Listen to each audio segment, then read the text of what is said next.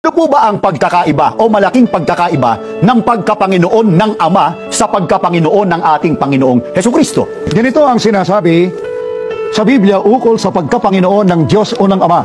Ang sabi dito sa awit 90, ang talatay 1 hanggang 2, ay ganitong sinasabi: Panginoon, ikaw ay naging tahanang dako namin sa lahat ng salit-saling lahi.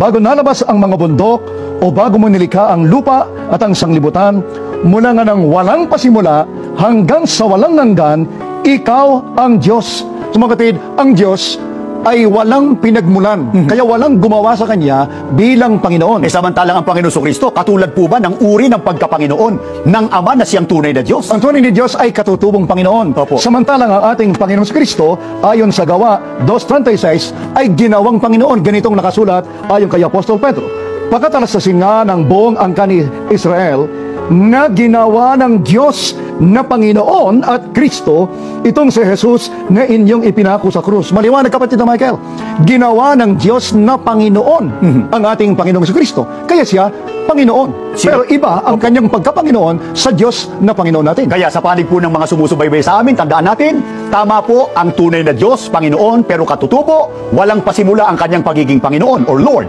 Samantalang ang Panginoon Hesukristo, ginawa ng Diyos na si Kristo po ay maging Panginoon.